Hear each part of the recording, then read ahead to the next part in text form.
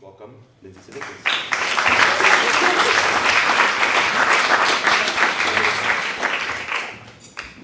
So, and individuals and societies is like social studies. For those of you who, maybe for learners, your students aren't, your children aren't in that class. So student advocacy, I feel like these three images really speak to what student advocacy is about. So we're just taking a moment to take those in. Openness, like the ocean, it's vast, that it requires an openness. A sense of presence and groundedness, right, that we know kind of the earth below our feet. And willingness to be able to cross the threshold. So those are the three ingredients that we're trying to bring to the space. So this is an image of Photovoice, which is a sixth grade, also an interdisciplinary unit. We followed the lead of our colleagues here and combined with both their scientific knowledge and also their individuals and societies.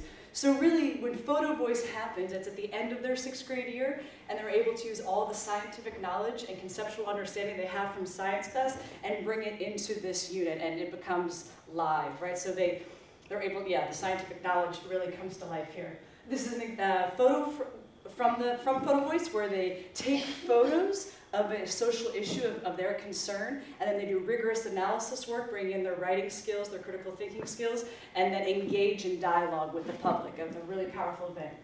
So how do we get there, right? So these are the 4 stages that happen of how I try to imbue a sense of, like, almost the methodology, if you will, of advocacy, right? So wonder that's where it starts. So how do we allow learners, how do I try to get them to be in a practice of wonder? I think it's my job to provide them with something substantive to wonder about, right? We can't just ask them to wonder in vain. So the whole Photovoice, the arc is from science class and individuals and societies, is environmental justice. So we start off the unit in individuals, in my class, I show them a video about the future of energy from the episode from Vice, if anyone knows that film, that TV show. And then I also share with them a student movement, so they see there are other adolescents who care about this. They're called Earth Guardians.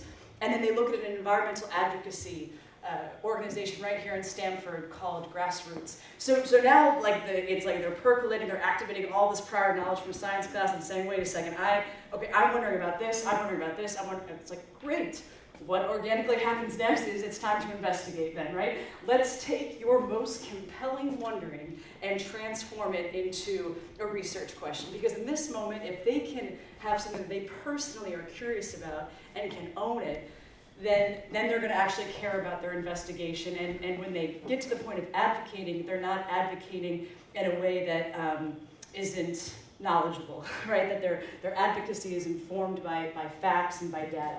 So what I mean by this is, when they're writing their research question, they include power words from the statement of inquiry, which is with an understanding of fairness, ethics, and development, we can be agents of change. So when they write their research question, they have to include words like agency, meaning, change, fairness, development. And I mean, they're 12, so they're writing, we're co-writing, they're 12 years old. And Lindsay McQueen, who teaches science, and myself are helping them co-create these research questions, and these are their words, right? So, for example, she started, Bella was like, what's the deal with water scarcity? There's a drought right now, this was, she's like, what? So she ends up changing into, okay, I was like, well, add a why or how, okay, how can one be an agent of change in their local community affect the issue of water scarcity? Then she ran with it. Another learner, okay, wow, how are cell phones developed and how do companies obtain those materials? Is it ethical? She's all on her iPhone, the family owns all these iPhone products, and in science class, Mrs. McQueen, Lindsay was like, do you know where she planted a seed, and then Sophia really took it and ran with it. So Josie, how can we reduce the amount of plastic bottles used at Whitby in order to reduce the amount of waste that goes to the landfill? She ended up wanting to try and ban plastic water bottles here at Whitby, which she's still in the process of, right? So, right? Another learner, and this is fascinating, he landed on this wondering, because he's like, in the landscaping at my house, I'm noticing the landscapers always using what's up with pesticides? How can I empower people to change their understanding of using pesticides on their lawns and their gardens in order not to destroy the surrounding nature? So I put that image up because I feel like the vastness of their research is so open here, and like the surfboard would be the research question. Nice, right?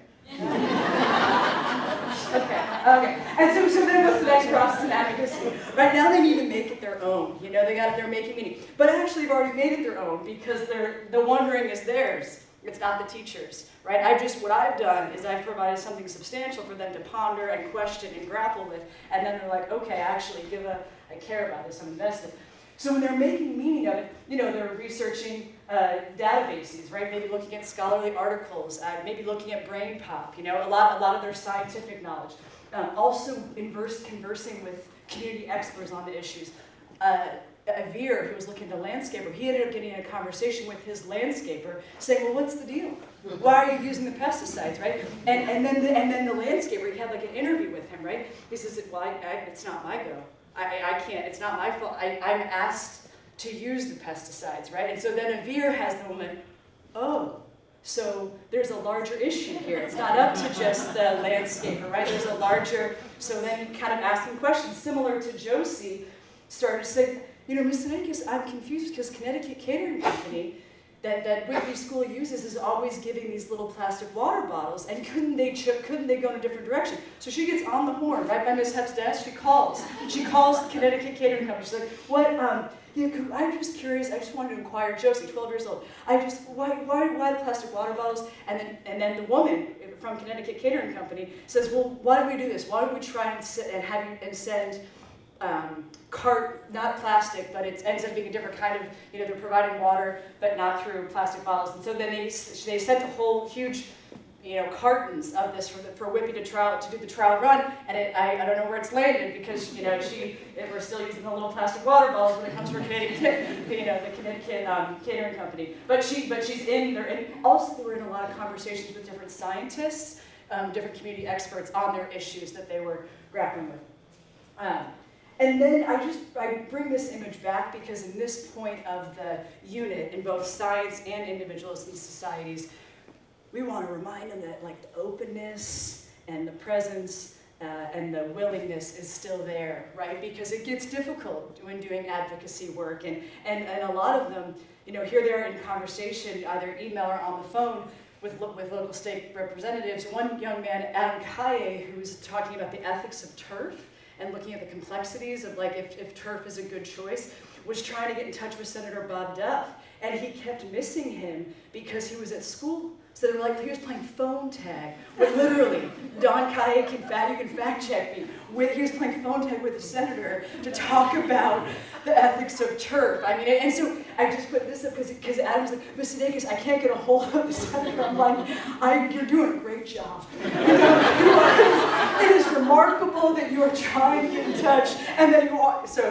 and then another thing that happens is, that's sadder here is that a bunch of them were looking into compost, and they were saying, well, how come if it's legal in many different states, I think in 4 states in the country, why can't it be legal in the state of Connecticut? Like, that doesn't make sense. I'm like, I hear you saying it doesn't make sense, and I look forward to being in the 7th grade class with theater and individuals and societies, and bring that critical thinking and that idea to them, because you're right. And so just the complexity of these issues, that it's not always easy to have a quick fix, right? And they're in that, so that's why I bring that up.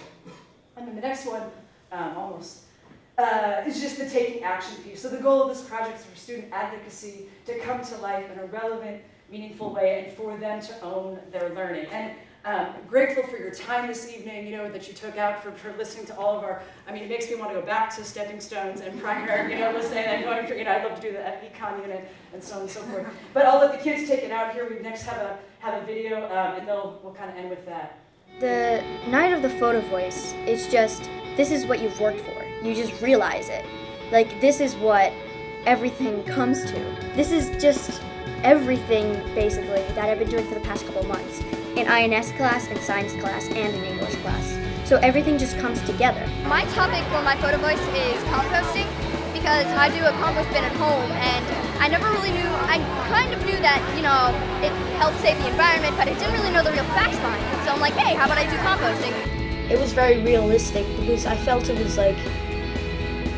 very independent to be able to present to adults and kind of also represent the school. I felt at the Photovoice it was a lot easier almost to present to strangers, and I almost felt a lot more at ease, because for me, I kind of like presenting and all that stuff, and it definitely felt like something you could be doing in the real world. At the end, I heard a teacher share it, like, oh, I'm gonna start composting, which, that was my goal. So it was like, that was me and, well, my friends who did it, but it's just, I also had talked to him.